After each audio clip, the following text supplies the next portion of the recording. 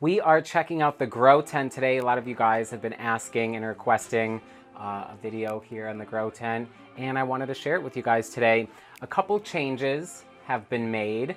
I did get the SP3000 out of this tent and put it down in the greenhouse where I could put it up higher and get more plants under it. It is a really bright light, so I replaced it with a 150 watt Mars Hydro light, and that's been actually keeping this thing really lit up. The plants look great. It's just enough light, and I'll show you what I mean. I have seedlings in here. I did put some of the plants back down the greenhouse, some things that did get bigger, but I'll show you some that have really exploded, like the Truncata edwardsiana.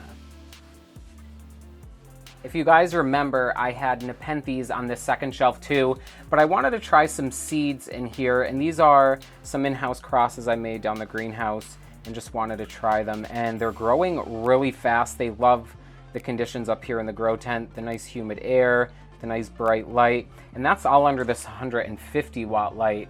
The Mars Hydro light, the SP3000 one, was so powerful in here, which was great, but I had to dim it a lot. So I'm like, you know what, I want to use it at maximum capacity. So I put it down the greenhouse where I could hang it higher, and it is lighting up a lot of plants, and there are a bunch of Mars Hydro fixtures down there that I'll show you guys when we do a greenhouse light tour. But seedlings are down there. Everything up here looks good. Here's a nice Loei Truncata giant. This one has really dark pictures. But you could see just with this 150 watt Mars Hydro light, one of the smaller ones, that everything has really good color and getting some good size too. Here is this one is a Truncata squat cross nebularum, or nebularum cross Truncata squat. Nice dark pictures. Look at that nice new leaf. And there are days where the hydrofogger comes on dry if I'm not around or something. And this humidity in here can get down to like 40%. It could get pretty dry. The pots and media could get crunchy. And these plants just keep on thriving. They're pretty happy. It just shows how tough Nepenthes really are. Here is a nice Ventricosa Loei. These plants are tough as nails, and they're a really nice plant to grow inside. You can see they're loaded with pitchers. Very happy in these grow tent conditions.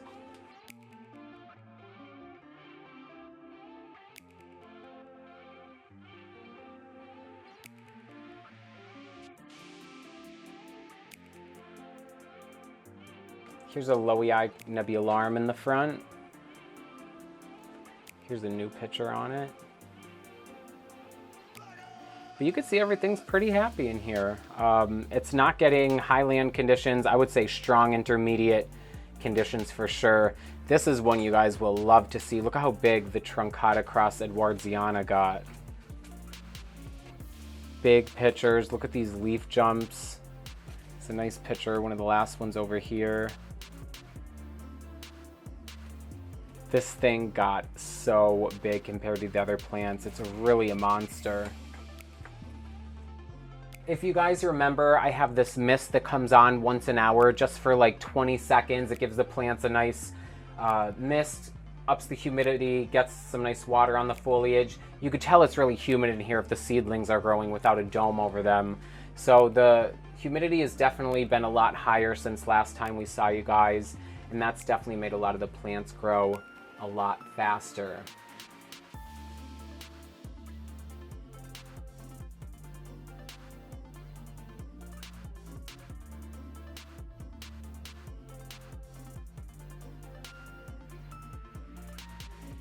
So since I saw you guys last time, I did add a hydrofogger, and this is on a humidistat, which I have over here just hanging inside the tent, and I do have it set at 80%.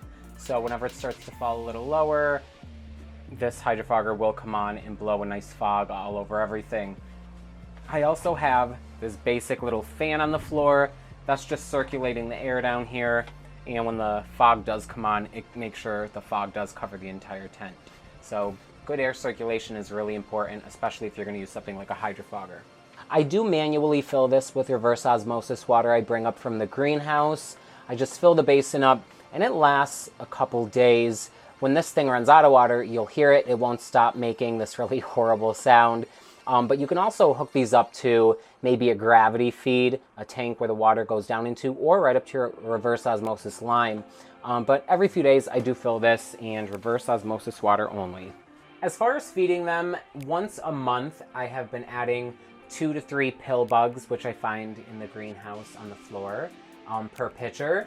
And that is enough to keep them really happy. You can see they're pitchering, the color's really nice, they are growing.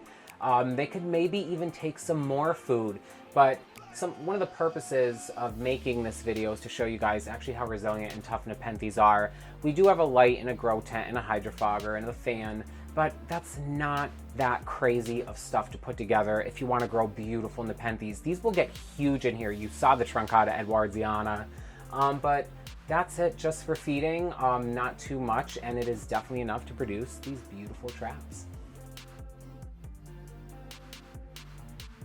Well, I hope you guys enjoyed this little grow tent update.